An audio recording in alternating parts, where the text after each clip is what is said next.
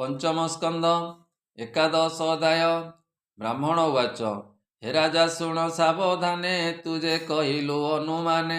मूर्ख पंडित दुई मत एकथा अटई उचित तथापि पंडित जे नुहे तत्वभावे क्रोध भये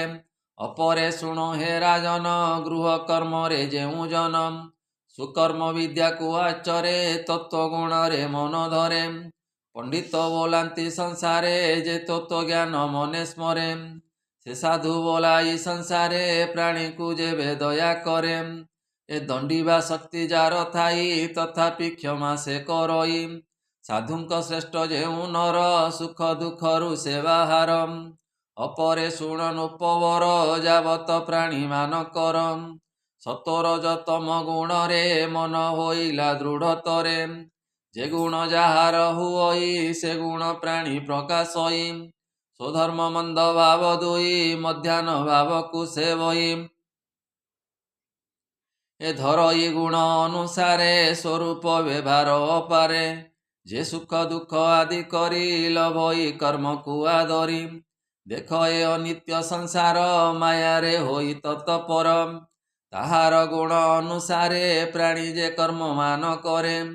ए तर्क भाव को जे वही सकल साक्षी हुए सेई तेणु कहती वेद सार गुण निर्गुण ए अपार सुगुण प्राणी मान कर नाना व्यसन जे अपार निर्गुण भाव को जे धरे से प्राणी भव जलु तरे मृत प्रदीप प्राय होई स्वगुणे संसारे भ्रमई द्रव्यर भावे कर्ममान आश्रय आदि हे राजन मायार बले ए संसारे प्राणीर मन को जे हरे क्षेत्रज्ञ भाव को आचरी शरीर बसिछि आवरी प्रत्यक्ष भावे के अचई ताकु प्राणी न जानई सुध सुध सदाचार से जे करंती प्राणी करम अपरे शुण हे राजन क्षेत्रज्ञ पुरुष प्रमाण ए परम आत्मा ज्योतिर्मये अन्यान्य वृत्ति जार दे से नारायण भगवान वासुदेव आदि करण जार स्मरणे पाप मन विशेष हुअन्ति खंडन मायारु बले जगते क्रीड़ा करन्ति अविरते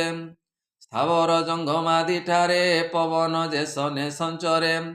हेमंत होई सर्वठारे क्षेत्रज्ञ रूपे से विहरे ए जावत काल प्राणीगण माया को न करे खंडन षड ऐरी न जिणई विमुक्त संग से नुहई प्रभु को जेणु से न जाने तावत भ्रमे अकारणे संसार ताप दावानल से जे अनादि आदि मूल जावत ताकु न चिन्हई शोक मोहरे से भ्रमई तू एवे शुणन उपवर ए जे ब्रह्मांडर ईश्वर अखिल प्राणी कर गुरु जार महिमा महामेरु ताहार चरणार विंदे मन निवेशी अप्रमादे माया कपट ए संसार तू ए शीघ्र परिहर कहई विप्र जगन्नाथ हरिचरित भागवत पंचम स्कंदे हरिवाणी शुणी संसारु तर प्राणी से पाद पद्म जुगल रे चित्त मोर हो निरंतरे इति श्रीमद्भागवते महापुराणे परमहंस्यां सहितं वयासिक्यां पंचम स्कंदे रहुराण संभाषणे नाम एकादश अध्याय आनंदे कवार हरि हरि बोल।